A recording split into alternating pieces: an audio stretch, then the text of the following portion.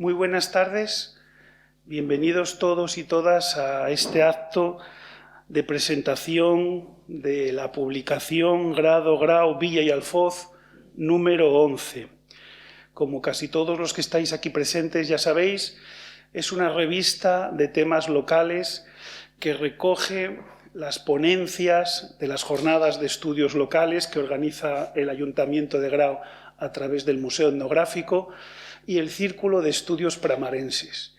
Pero además publicamos también artículos de historia, de etnografía, de arte, en fin, de temas relacionados con nuestro concejo, de interés y que, bueno, que como veis llevamos ya publicando 11 números.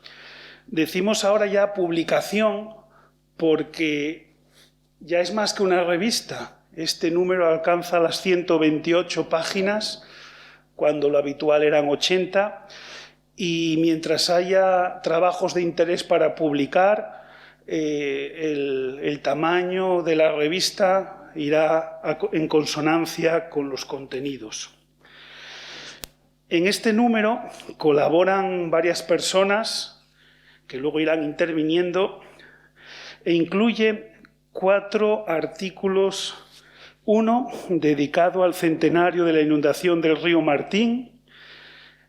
Como sabéis, el pasado 21 de septiembre se celebró ese centenario y, bueno, el autor soy yo mismo, que soy, como sabéis, Gustavo Adolfo Fernández.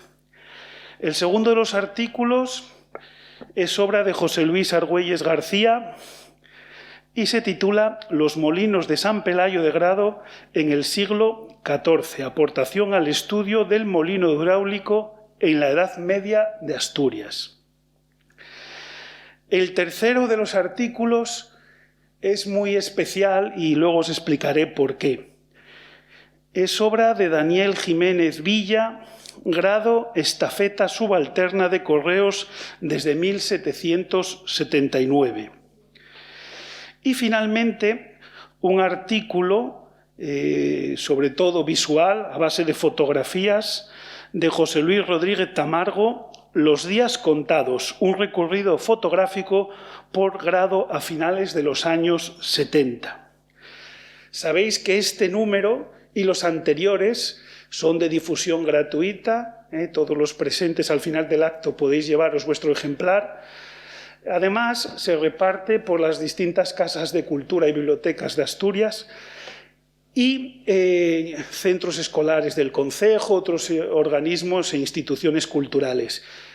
Pero los números anteriores, aquellos de vosotros que no los tengáis, algunos, el 1 y el 2 los tenemos agotados, si no nos los podéis pedir sin problema, pero también están colgados en PDF en la página web del Ayuntamiento, concretamente en el apartado de Cultura y en la Biblioteca Digital Moscona. Es una revista ya plenamente consolidada, solo sacamos un número al año, ya van 11, y que, bueno, estamos muy satisfechos de ella por el recorrido en el tiempo y por la calidad y variedad de los artículos que se van publicando año tras año. Creo que es también un aliciente para el estudio, para que los autores con intereses o con conocimientos de nuestro concejo pues se animen a plasmarlos en negro sobre blanco y aparezcan publicados para que, bueno, los difundamos y los conozcamos todos los moscones e interesados en general. La idea es que tanto Andrés Alonso Moutas, diseñador y maquetador de la publicación, como yo un poco como coordinador desde el área de cultura del Ayuntamiento, hagamos esta pequeña introducción y luego demos paso a los 4 autores de los artículos para que nos hablen, pues en este caso, de su colaboración. Le voy a dejar ahora paso a Andrés para que nos hable un poco más de lo que son los aspectos técnicos y formales de la revista. Hola, buenas tardes, xente. Primero, gracias por venir todos hasta aquí y todas. Yo soy menos formal que Gustavo, o sea que no esperéis tanta repompa. Pero bueno, nada, este año es número 11, llevamos más de 11 años realmente, porque hubo algún año que tuvimos que saltarlo por cosas, pero y mucho tiempo para una revista así en un pueblo como el nuestro. Y el año pasado di bastante la chapa con el pasado, pero este año casi me apetecía más hablar del futuro, ¿no? Este número es especial por dos cosas, una mala y una buena. La buena es que por fin conseguimos, bueno, porque siempre nos va apoyando cada vez más las instituciones aquí en Grau, el ayuntamiento y tal, y conseguimos una correctora ortotipográfica que antiguamente hacíamos nosotros. Entonces este año los textos van muy pulidos. Pero la mala noticia es que teníamos a mí que metí una patada con los artículos y tuve que hacer una fe de ratas que la veréis ahí encartada, pero bueno, hay que celebrarlo también. En 11 años fue una cagada y poco, ¿eh? Y luego, del futuro, llevamos tiempo pensándolo Gustavo y yo, porque llevamos 11 años y yo creo que y el momento, entre todos y todas, de echar el tema, dar una vuelta a tuerca nueva, ¿no? Intentar abarcar más. Ahora ya tenemos establecido lo que logramos hasta aquí y tenemos pensadas varias secciones nuevas. Igual damos una vuelta de tuerca a toda la imagen de la revista para albergar estas ideas nuevas. Y una de las que queríamos anunciar aquí para la gente que venís, y es que creemos que siempre buscamos artículos completos. Y eso ya es complicado, porque un artículo completo lleva mucho que escribir, igual lleva gente meses y un año y pico de trabajo y todo el mundo no tiene esa capacidad ni ese tiempo.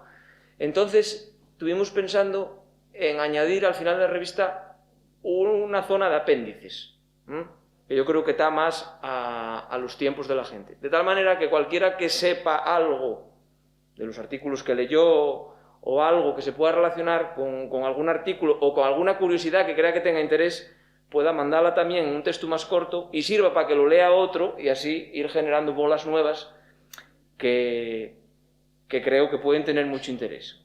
Como ejemplo práctico, en este número, en el artículo Gustavo, vais a ver una sección pequeñina muy guapa que surgió a base de hablarnos con otros porque José Luis, que lo tenemos aquí sentado, recordaba una copla antigua que se cantaba en los bares de Grau sobre la riada. Gustavo había encontrado otra, pero José Luis acordábase de esta que era popular. Pero José Luis solo se acuerda de 3 o 4 estrofas y no se acuerda de cómo era entera. Entonces, pues, si alguien se acordara de ella y nos escribe, podemos hacer un apéndice ahí a ese artículo del año pasado con más estrofas y algo pequeñín, pero que ayude a mejorar los artículos. No esperar a que tenga que ser el año 200 de la riada para mejorar el artículo de la riada, sino que en cada número vaya viendo esos pequeños detalles, que a veces son cosas pequeñas, pero son de interés. Y creemos que así pues, podemos ampliar de alguna manera la información sin comprometer a la gente a escribir mucho. Y igual que esta, estamos pensando en otras muchas por ahí para intentar eso, porque la idea nuestra ya es eso, que tenga continuidad la revista, ya sea con nosotros o con otros, porque esto ya como el que se pasa una antorcha, hay que ir pasando la antorcha, y el tema ya pues que exista y que siga para adelante y que sirva para enriquecer Grau y el conocimiento de Grau y la gente de Grau y a los que les gusta Grau. Y nada más, yo por mi parte todo dicho. Bueno, respecto a la errata o al error de Andrés, yo solo tengo que comentar una cosa. El que no hace nada no se equivoca. El que hace bastante se equivoca bastante y el que hace mucho se equivoca mucho. Entonces, bueno, sigue equivocándote, Andrés, que no pasa nada, ¿vale? Y sigue haciendo muchas cosas. Bueno, vamos a comenzar entonces la segunda parte en la que los distintos autores van comentando un poco las características del artículo, de la colaboración. Voy a empezar yo, bueno, porque ya que estoy en el uso de la palabra y porque vamos a seguir un poco el orden del índice de la publicación. Ya comentaba antes que mi artículo es sobre la inundación de Grau, de la Villa, del río Martín, de Peñaflor, bueno, del año 21. Comentaba antes a Andrés que está bien que haya comentarios, aportaciones de la gente. Yo siempre uso una estrategia que es dar una charla sobre el tema y luego a posteriori publicar el artículo. Fue lo que hice, di una charla en las últimas jornadas de estudios locales y ahora publico pues, el texto. porque la idea, y lo digo en cada charla, es que la gente pues me enmiende, me ayude, me corrija o me amplíe la información del artículo o en ese caso de la charla. Aún así, antes casi, ya cuando teníamos esto publicado, ya me enmendaron una cosa, lo vais a leer en el artículo. Todos conocemos fotografías de la Riada, bueno, pues son todas del mismo fotógrafo, de un tal Joaquín, firma Joaquín de Grado. Conseguimos bastantes que no se conocían, porque en la fototeca del Museo del Pueblo de Asturias se conservan 17 originales, una carpeta de este tal Joaquín. En colaboración con la fototeca investigamos un poco quién podía ser este tal Joaquín de Grao, entre lo que ellos tenían, bueno, ya lo podéis leer ahí, pues le enseñé esta revista a alguien que vino a la charla y me dijo, pues ese tal Joaquín yo creo que es no sé quién. Y yo, pues podías habérmelo dicho antes, caramba. Bueno, es lo que siempre pasa. En fin. Aparte, bueno, de lo que es un recorrido, lo bueno de la Riada, dentro de lo malo que es una desgracia, una tragedia, es que aconteció hace 100 años. Y hace 100 años pues había mucha prensa que se conserva, había fotografías como se publican ahí, y entonces yo traté de contar los acontecimientos de la Riada basándome fundamentalmente en la prensa de la época, en las reseñas que aparecen en los distintos diarios regionales y nacionales, porque fue una noticia de ámbito nacional. Añadí también lo que se conserva en el archivo histórico de documentación, en expedientes. Sabéis que el archivo histórico de Grao quemó durante la guerra, entonces documentación anterior al 36-37 es la que se salvó, pues eso, de un incendio, pero sí que se conservan los libros de actas y ahí, lógicamente, sacamos bastante información para el artículo. Finalmente, la memoria colectiva de Grao, aunque ninguno de los que estamos aquí vivimos la Riada, sí que nuestros padres y nuestros abuelos vivieron esta tragedia del Río Grande, perdón, no, el Río Grande era el Martín, del río Cubia, del río Martín. Y bueno, como comentaba Andrés, pues hay incluso coplas que me contó Eduardo Blanco, que me contó José Luis, y hay otra serie de curiosidades que ya comenté en la charla y que no me voy a extender más, que es por qué Grao tiene el título de ilustrísimo ayuntamiento, pues es a raíz de la tragedia, no de la tragedia en sí, sino de los hechos destacables que tuvieron socorriendo a los vecinos, etcétera, la corporación municipal y el alcalde de la época. Esas y otras cosas son las que cuento en mi artículo. El segundo artículo en orden de índice es de José Luis Argüelles García, al que agradezco esta colaboración y otras muchas cosas que haces por Grao. Eres el vecino de Pravia que más cosas hace por Grao. Y eso ya es decir, esto podemos decirlo en Grao, igual en Pravia no sienta muy bien. Pero bueno, tus orígenes son aquí en Grao y ejerces de ello. Es broma, no os piquéis las de Pravia. Pero bueno, la piquilla sigue existiendo. Es cierto que José Luis Argüelles ya ha colaborado varias veces con nuestra revista, con el monumento que hay precisamente en el río sobre la Riada. Él fue un poco el ideólogo, incluso limpió en la piedra que encontró el otro Argüelles, en este caso Emilio. En fin, que es un asiduo de estas actividades y recientemente pues ha sido el auténtico catalizador y motor de la recuperación, de la limpieza de la capilla de San Julián de Belandres, que no solo se ha recuperado el entorno y la misa, sino que ha propiciado la constitución de una asociación de vecinos del entorno para seguir con el mantenimiento de esta importante capilla de origen románico.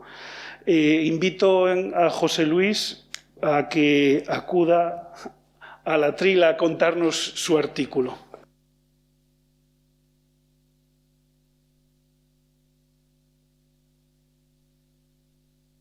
Sí, muy bien. Bueno, ante todo, gracias por estar aquí. Buenas tardes o buenas noches. Agradecer a Gustavo y a las instituciones, especialmente al Ayuntamiento, que ha facilitado durante estos 12 años estas publicaciones. Yo creo que es algo que que produce envidia en muchos concejos de Asturias, que un ayuntamiento de 10.000 habitantes, que es lo que tiene Grao, ¿no? 10 o 12.000, no llegáis a 10.000. Bueno, tendré que volver a vivir aquí yo. Pues que se ha conseguido algo muy importante, ¿no? Bueno, no voy a enrollarme mucho, os voy a comentar un poquitín unas ideas de lo que ha sido el trabajo. El trabajo realmente está hecho hace 4 años y es un trabajo para una asignatura del máster universitario de investigación histórica de la UNED, y trata sobre época medieval, pero bueno, me he extendido un poco también el siglo XVIII por la importancia que tuvo los molinos, sobre todo con la creación de las Reales Fábricas de Armas, ¿no? Y uno de los molinos de San Pelayo pues acabó siendo el centro de barrenadora de fusiles del gremio de cañonistas de aquella época. Para empezar, bueno, la importancia del proceso de elaboración del pan es incuestionable.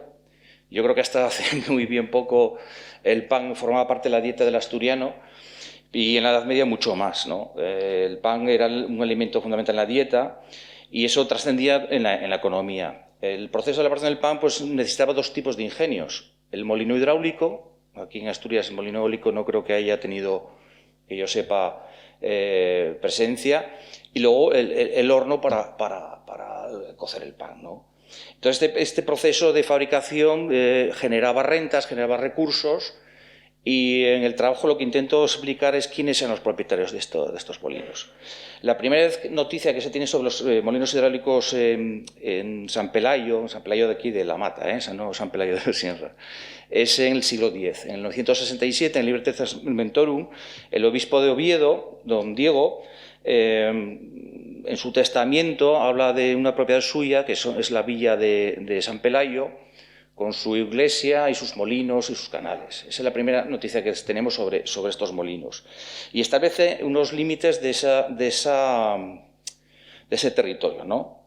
Habla de Belio, de Villa Petrosa, Santa Cruz, Santa Eulalia, Sala. Muchos de estos topónimos yo creo que han desaparecido. Sala lo he encontrado, Sala está en medio de la vega de San Pelayo, pero bueno, Belio posiblemente esté muy próximo a Peñaflor. Villa Petrosa quedarían en la parte cerca de Grao, lo que es actual Grao, y Santa Eulalia, lógicamente, es la Santa Eulalia de la Mata, ¿no? En el siglo, el trabajo está centrado en el siglo XIV, y ya San Pelayo aparece también, se habla de los molinos por parte del arcediano de Grao, Joan Díaz. Los arcedianos en la Edad Media, sobre todo hasta el siglo XIV, tenían una importancia muy grandísima. De hecho, los obispos posteriores intentaron limitar este poder que tenían, no solamente en el espiritual, sino en el económico. Eran un poco los gestores de estos territorios, que eran los que correspondían los arcedianatos de Asturias. En 1358, el arcediano de Grao, es Joan Díaz, pues dona a su pariente Aldonza Díaz para su matrimonio los molinos de San Pelayo. Posteriormente, un personaje muy importante en la historia medieval de Asturias, que es el obispo don Gutiérrez de Toledo, compra estos molinos para enriquecer el patrimonio de la archidiócesis de Oviedo. Don Gutiérrez, aparte de su trabajo en el plano religioso, tuvo una labor política fundamental. Era un momento en que las polas asturianas, los concejos, adquirían su poder y tenían en su frente a la nobleza local, ¿no? Entonces el obispo toma parte por las juntas concejiles en frente al poder de la nobleza, ¿no? Y lo que termina, os decía al principio, el trabajo finaliza un poco hablando en el siglo XVIII. Los datos que tomo son del catastro Marqués de Ensenada, que está elaborado en 1753, y nos habla de 3 molinos en San Pelayo. 1 en el río Cubia y 2 en un arroyo que lo llamaban en aquel momento Viga, que es ahora el que se llama el de la Bazaquera. No sé si lo conoce alguien. Es un arroyo que baja del Rebollal y es afluente del Cubia, ¿vale? Entonces, bueno, son molinos que posiblemente no se localizasen en donde están ahora, porque son molinos que están hechos con materiales perecederos, que son fácilmente destrozados por las riadas, y todos los restos que quedan, pues actualmente yo creo que solo queda uno más o menos en pie, que es el de San Pelayo, los otros, bueno, y el de Agosto, pero bueno, es de fundación reciente, y los demás yo creo que están totalmente arruinados. Y nada más. Muchas gracias.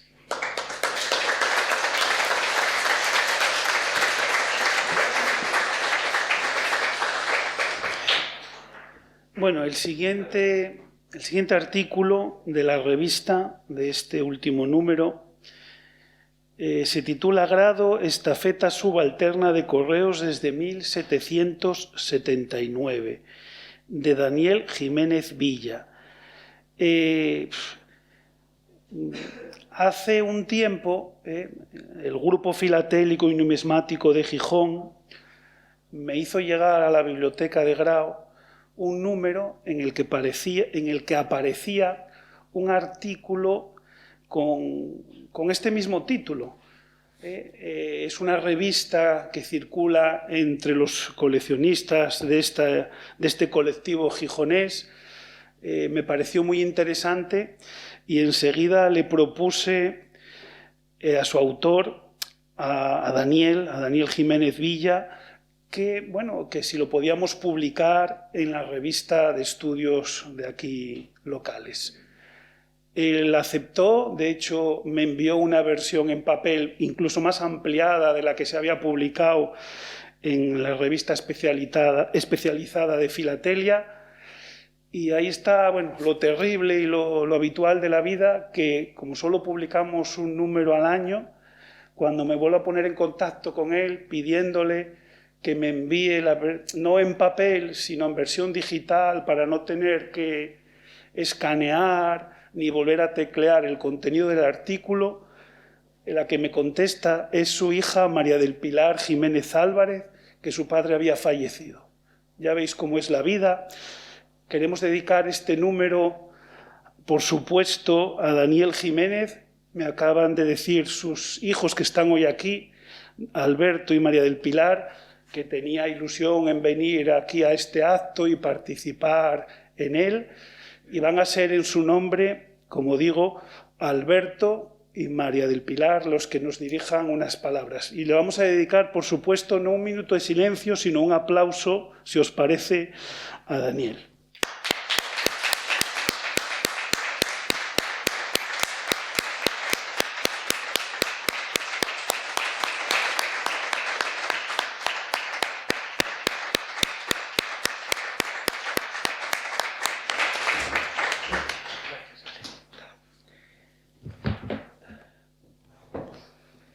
Buenas tardes. Primero quiero dar las gracias al Ayuntamiento de Grao y, por supuesto, a Gustavo Adolfo por la invitación, lo mismo a mi padre que después, posteriormente, a mi hermana y a mí. Tengo que comentar algo difícil, que es un trabajo que hizo mi padre y del que yo desconozco muchas cosas. Lo mismo para mí que para mi hermana, nuestros conocimientos en filatelia son parcos y los de mi padre eran amplísimos. Y fue un trabajo que hizo con mucha pasión desde el primer momento que Gustavo Adolfo le pidió una colaboración haciendo referencia a la edición en la revista del Grupo Filatélico de Gijón, en la que comentaban el tema de la estafeta de Grado. Voy a intentar hacer un pequeño esbozo, pero bueno, veremos qué sale de aquí. Lo primero, para aclarar un poco, una estafeta es un lugar donde se recoge, ordena y distribuye todos los envíos postales. Hoy en día, pues cada día menos, claro.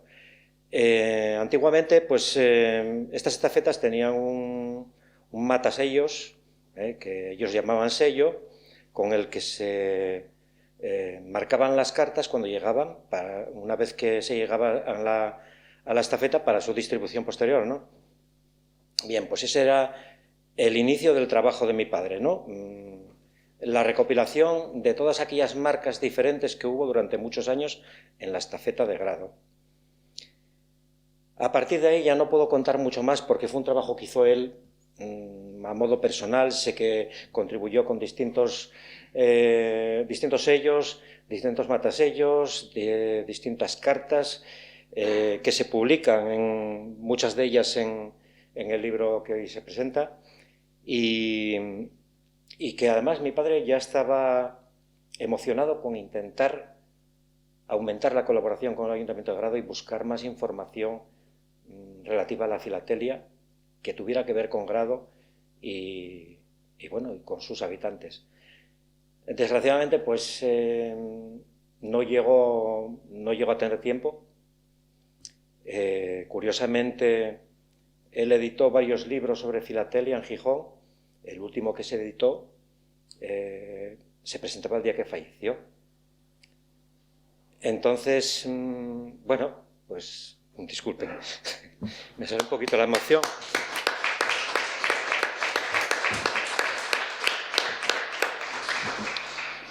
Yo me siento muy agradecido de que un ayuntamiento como el de Grado y sus habitantes puedan recordar la figura de mi padre a través de uno de sus trabajos. Mi familia, pues estamos emocionados con el trabajo de mi padre, con todo lo que contribuyó. Él fue el presidente del Grupo Filatélico durante 30 años, bueno, más de 30 años, y hizo que el Grupo Filatélico y Numismático de Gijón creciera hasta ser parte de la vanguardia de la filatelia casi en toda España. Se consiguió algo que nunca se había conseguido, como era una exposición filatélica nacional en Gijón, donde pues colaboraban pues desde la presidencia de honor del Príncipe de Asturias hasta pues algunos diversos políticos de aquella de renombre. No recuerdo el año que era, pero sí recuerdo que Cascos era uno de ellos, Francisco Álvarez Cascos, y recuerdo que estuvo allí, como Vicente Álvarez Areces y bueno, más gente de aquella época. Quiero decir, logró algo que no se había logrado nunca. Y hizo crecer un grupo que era pequeñito, que tenían un local prestado. Llegó a conseguir que el grupo financiase la compra de un local que actualmente es un activo del propio grupo. Mi padre era un apasionado de todo lo que le gustaba, de su trabajo, que era confitero, de su familia, por supuesto, y de su gran pasión, que era el coleccionismo. No solo ya el filatélico, que era quizás la mayor, pero bueno, él coleccionaba de todo. Yo, a raíz de todo esto, ya les digo que nos sentimos muy honrados de que se pueda mantener un recuerdo aquí en Grado, un sitio con el que nunca tuvimos un trato directo, familiarmente, pero que es parte de Asturias, y nosotros también pasamos cosas en Grado como casi cualquier asturiano, y me es grato que se guarde ese recuerdo. Nosotros tenemos aquí la revista que comentabas. El Norte es una edición semestral que hace el Grupo Filatélico y Numismático de Gijón, donde se reflejan los trabajos de distintos colaboradores del propio grupo. Entre ellos mi padre. En este en concreto hay un artículo de mi padre y se recuerda su fallecimiento. Y este es el libro que se publicó el día que él falleció. Se presentó el día que él falleció. Y me gustaría entregarlo a la biblioteca como un recuerdo, como un recuerdo de Daniel, como un recuerdo de Daniel Jiménez Villa, y que espero que, no digo que esté presente en la mente de todos los moscones, porque eso es casi imposible, pero sí que cuando se hable de Daniel Jiménez Villa alguien recuerde, hombre, pues aquel señor sí que hizo algo por Grado. Claro que sí. Bueno, nada más. Muchas gracias, y quisiera recordar, voy a tirar de la chuleta porque si no me acuerdo, yo decía, lo dice mi hermana, Nadie muere si sigue vivo en el recuerdo. Yo creo que aquí mi padre va a vivir siempre, claro. Muchas gracias.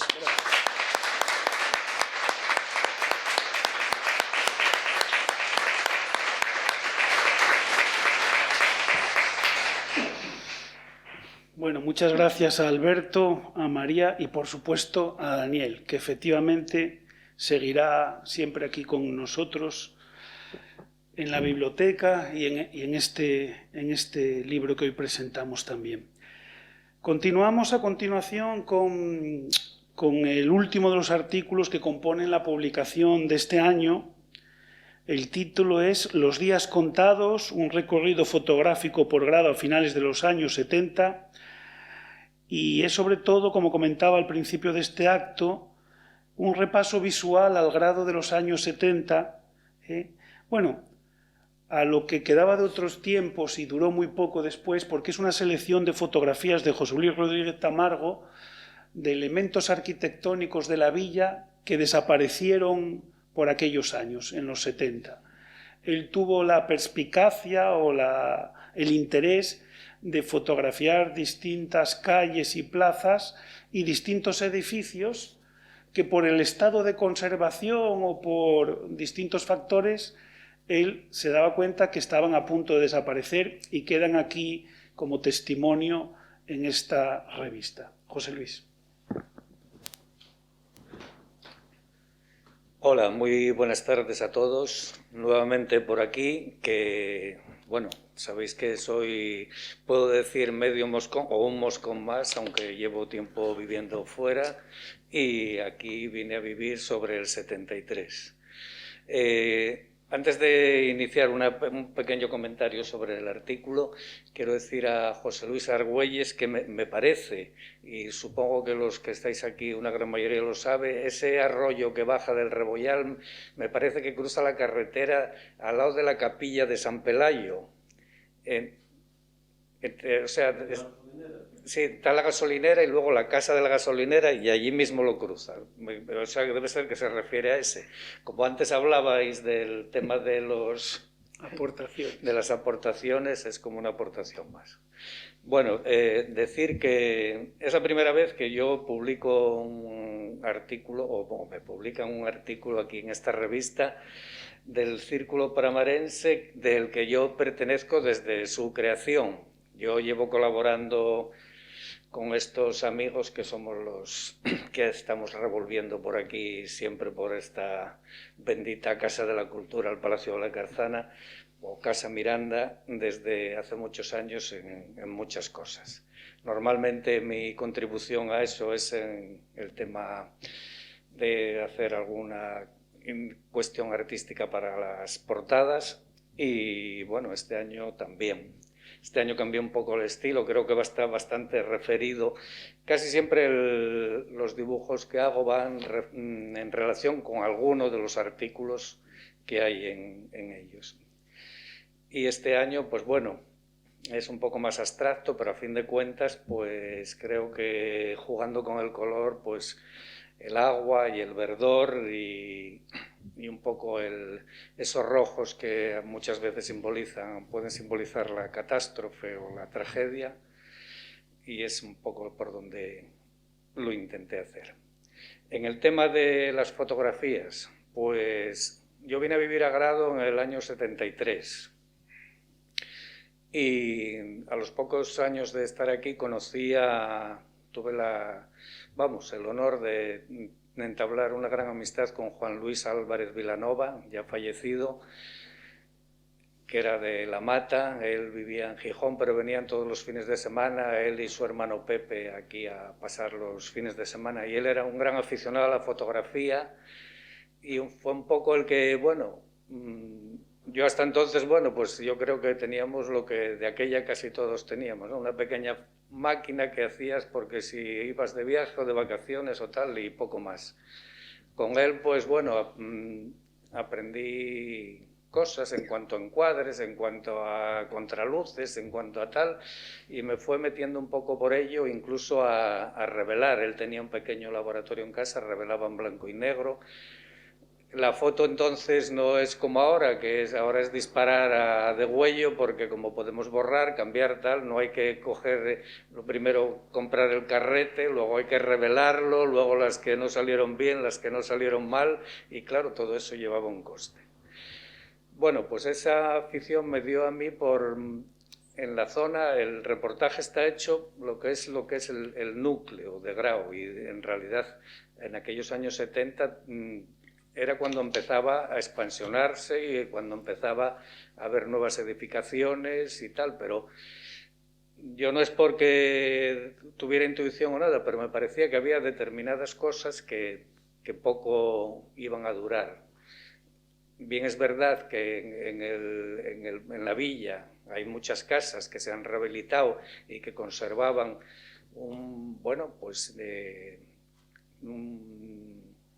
valor arquitectónico, o artístico o histórico, pero lo que yo he fotografiado en realidad eran cosas que ya no quedan, pequeñas casitas, aquellas. Me acuerdo allí por la zona del Cabo había una casita debajo de un hórreo, viene ahí también fotografiada, incluso sobre eso yo he hecho algún dibujo sobre esa casita que había allí pintada de blanco, y sobre la zona de la Panerina, lo que llamaban la Casa del Río, que luego felizmente se rehabilitó porque es muy bonita. Y toda esa plaza, pues allí pues determinados edificios que bueno, se veía que iban a caer. Yo creo que, sobre todo para todos los de Grau, cuando los veáis, pues efectivamente lo vais a reconocer, porque bueno, es seguro que se reconoce, salvo que sea gente muy joven que haya nacido después, o incluso esta calle que ahora entra por aquí, lo que era también el taller de Raúl y tal, lo que había por detrás, al lado, otro edificio que había al lado de la ferretería de Guisasola, en fin, por ahí está. Me acuerdo también que yo no sé, porque yo a Gustavo y Andrés les entregué un taco de fotos de entonces, pero no sé las que se han publicado aquí, pero me acuerdo también había un bar que llamaban Bar del Largo, que era también en las Calles Nuevas, que también desapareció, donde está ahora el edificio que tiene una librería, y yendo por las Calles Nuevas a mano derecha. Me acuerdo que ahí había una quintana que había vacas y que había, es que no me acuerdo de la señora, ahora mismo cómo se llamaba, sé que ya falleció, quedan 2 hijas, pero había una figal y había el muro, y detrás de la figal incluso había huerta. Yo creo que había huerta y estaba la cuadra y estaban las vacas y estaba. Entonces, claro, eso se veía que ahí en medio pues ya no iba a durar, y en realidad pues poco más tengo que decir, sino que supongo que a todos los que veáis la revista pues os va a hacer recordar todo eso que había. Oye, pues ¿dónde está esto? Pues mira lo que había, pues entonces os va a hacer recordar eso.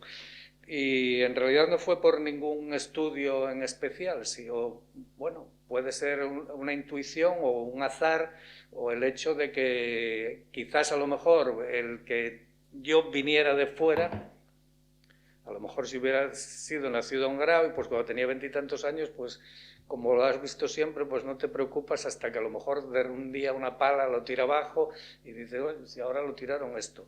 Y puede ser eso, pero bueno, fue un intento que también guarda uno pues cierto cariño de decir, oye, pues logré dejar aquel recuerdo de entonces. Y nada más, espero que sigáis disfrutando de la revista, y yo pues, aunque no estoy aquí ahora, pero sigo muy de cerca y quiero ir colaborando mucho con todos los temas culturales de aquí, o por lo menos en los que estamos implicados aquí, gracias a Gustavo, que es un poco el motor, y Andrés y yo y otras personas más que, bueno, estamos ahí encantados de trabajar en ello. Gracias a todos.